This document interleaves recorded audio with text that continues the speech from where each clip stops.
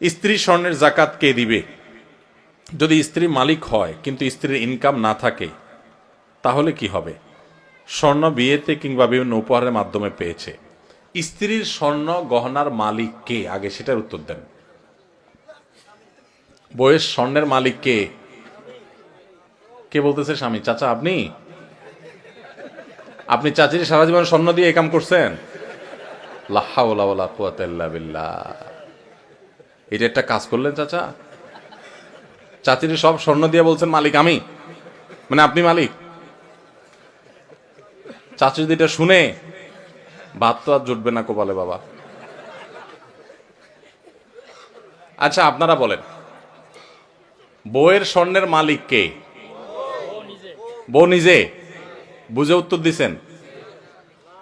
যারা বিয়ে করছেন, যাদের বউ আছে, এবার একটু মিলান, দাবির সাথে বাস্তবতায় মিলান। আপনারাই দাবি করছেন যে বউর স্বর্ণের মালিক সে, ঠিক আছে। এবার আমার উত্তর দেন, বউ যদি কালকে স্বর্ণ দোকানে যায়া তার স্বর্ণগুলা বিক্রি করে বলে আমি কটকটি খাবো, আপনি কিছু বলবেন না বলবেন না? বাস্তবতা বলেন, আমাদের সমাজের বাস্তবতা। স্বামী যদি, বউ যদি যায় তার সব স্বর্ণ বিক্রি করে টাকা পয়সা আয় না, কিছু তার বাপেরে কিছু তার মায়েরে মানুষকে দিয়ে দিল, তার মনে হচ্ছে একটু চাইনিজ কিনে এনে খাইলো, একটু শাড়ি চুড়ি কিনলো, টাকা উড়াইলো, আপনি কি কিছু বলবেন নাকি বলবেন না? শুধু বলবেন না আরো কিছু? সব ফেরেশতা নাকি এলাকার মানুষ? শুধু বলবেন না আরো কিছু? বলবেন যে তোমার সাহস কত বড়, কলিজা কত বড় তোমার, এত কষ্ট করে আমার রতের কামাই করা স্বর্ণের টাকা বিদেশ থেকে আনছি, কষ্ট করে জমাইছি, কিনছি, আর তুমি যা বেঁচে আসলে একটাবার জিজ্ঞাসা করলা না? তোমার কত বড় কলিজা। সেদিন এসপার ওসপার কিছু একটা হবে কি হবে না? তাহলে একটু আগে বললেন বউয়ের স্বর্ণের মালিক বউ, এখন আবার যে মালিক তার জিনিস সে বিক্রি করলে আপনি বলার কে? কথা কি বুঝছেন না বুঝেন নাই? আমাদের দেশে স্বামী স্ত্রীর পারস্পরিক টাকা পয়সা, স্বর্ণ গয়না, এগুলোর ক্ষেত্রে বড় ধরনের একটা ঘাপলা আছে। ঘাপলা ঘাপলা ঘাপলা বুঝেন? একটা গোজামিল আছে, গোজামিল। এই যে জাকাতের প্রশ্ন আসছে, আমি জানি গোজামিলটা কেন আছে। বইয়ের স্বর্ণ, এটার মালিক কে জিজ্ঞেস করলে আপনারা নারায় তাকবীর বলেন যে হ্যাঁ বউ মালিক, আবার বেচতে গেলে আপনি বাধা দেন। আবার বিদেশ যাওয়ার সময় বলেন যে স্বর্ণগুলা দাও, বেচে দিই, কত স্বর্ণ হয়ে যাবে। তো সে মালিক হলে আপনি নেওয়ার কে? আপনি তো তার কাছে দরখাস্ত লিখবেন, বরাবর ম্যানেজার অত্র বাসা, বিষয় ঋণ মঞ্জুরির আবেদন, জনাব যথাবিহিত সম্মান প্রদর্শন পূর্বক নিবেদন এই যে আমি অধম গরিবের ছেলে, বিদেশ যাওয়ার নিয়ত করিয়াছি, আমার ভিসা টিকিট ইত্যাদির টাকা ব্যবস্থা করার ক্ষমতা নাই। মহান আল্লাহ আপনাকে যে স্বর্ণ গহনার মালিক বানিয়েছেন, অনুগ্রহ করে সেখান থেকে কিছু স্বর্ণ বিক্রি করে আমাকে ধার দেওয়ার বিনীত অনুরোধ জানাচ্ছি। আমি যথাসময়ে আপনার ঋণ পরিশোধ করিব। আমার ঋণ সুদমুক্ত ঋণ মঞ্জুর করিয়া আপনি বাধিত করবেন, বিনীত আপনার অধম স্বামী। আপনি তো এরকম দরখাস্ত লিখবেন, না লিখা তার স্বর্ণ নিয়ে বেঁচে চলে আসতেছেন। তাহলে বোঝা গেল মুখে বলতেছেন সে মালিক, বাস্তবে কিন্তু আপনার আচরণ দ্বারা প্রমাণ করতেছেন সে মালিক না, তাকে আপনি জাস্ট দিছেন, মনে চালে নিয়ে যাচ্ছেন। স্বামী স্ত্রীর অ্যাকাউন্ট একেবারে পরিষ্কার হতে হবে। অনেক মহিলা আছে ওই স্বামীর পকেটের টাকার ক্ষেত্রে একই কাম করে, মনে করে আরে আমরাই তো। এত সোজা না। স্বামীর পকেট থেকে টাকা নেবেন, স্বামীর পারমিশন লাগবে, এটা তার, আপনার স্বর্ণ আপনার, তার টাকা তার। আমরা এই সমস্ত কথা উঠাইলে, স্বামী স্ত্রী যদি এই সমস্ত কথা উঠায়, স্ত্রীরাও বোকা কিসিমের, তারাও বুঝতে চায় না, বলে তুমি কি আলাদা করে দিচ্ছ আমাকে? এটা কোনো কথা? এগুলো আমার স্বর্ণ, আমি যা ইচ্ছা তা করবো, ওইগুলো তোমার টাকা, তুমি যে এত এত দূর দূর করলে কি স্বামী স্ত্রী থাকা যায় নাকি একসাথে? বাঙালি আমরা অতি ভালো সাজি, অতি ভালো সাজি, এরপর যখন ভেজাল লাগে এবার টানাটানি শুরু হয়। ইসলাম বলে এই সমস্ত অতি ভালো সাজার সুযোগ প্রত্যেকের অ্যাকাউন্ট তার তারটা, যার যারটা তার তার কাছে। বুঝেন নাই কথা? স্বামীকে আপনি মোহরের টাকা দিয়েছেন, এটা তার, তিনি যা ইচ্ছা তা করবেন। আপনাকেও চাইলে কিছু দিতে পারেন, ঠিক আছে মোহরের টাকা পাইছি, আমি বড়লোক হয়ে গেছি, তুমি গরিব মানুষ নাও, তোমারটা দিলাম আল্লাহর রাস্তায়, দিতে পারে। তো স্ত্রীদের স্বর্ণের জাকাত তারা দিবে যদি তারা মালিক হয়। আর যদি আপনি তার ব্যবহার করতে দেন, অনেক বিদেশি প্রবাসী লোক আছে বিদেশ থেকে সনটন্য পাঠায়, বউরে দেয়।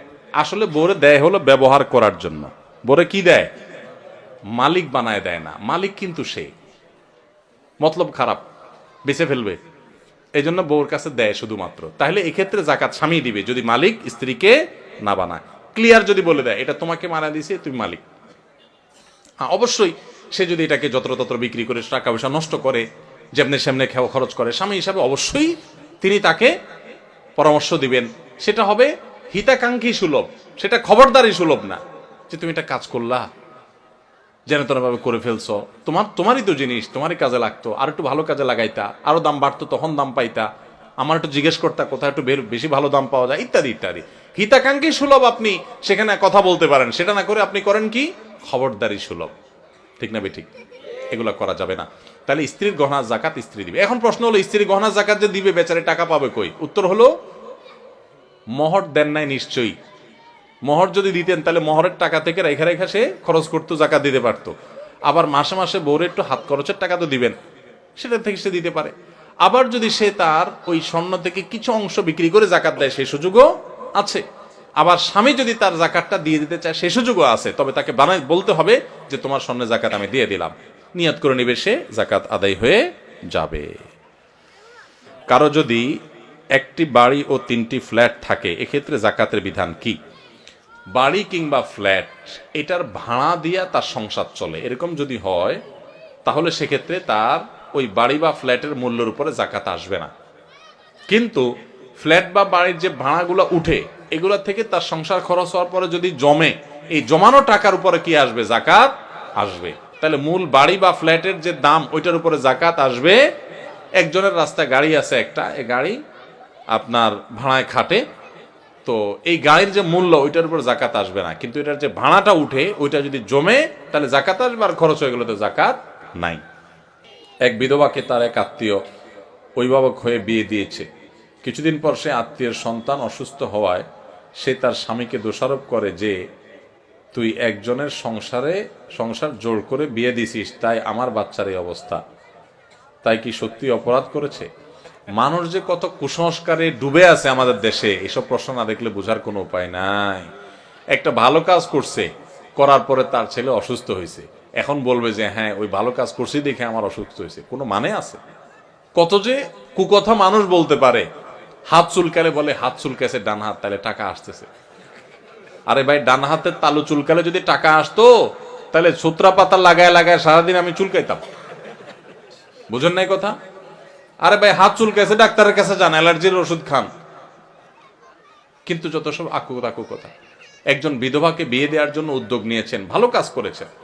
এই জন্য কোনো বিপদ আসছে যে বিপদটা অন্য কোনো কারণ আসছে, এসে সম্পর্ক না, বরং আপনার ছেলে মারা যাইতো হয়তো, বা ওই বিধবার উপকার করার কারণে আল্লাহ তাআলা বাঁচায় রাখছে, শুধু অসুখ দিস। সেভাবে চিন্তা করতে পারেন না? শয়তানের শুধুমাত্র বাজেটা আর কুকথাটা মনের মধ্যে আনে। আল্লাহ আমাদের বোঝার তৌফিক দান করুন।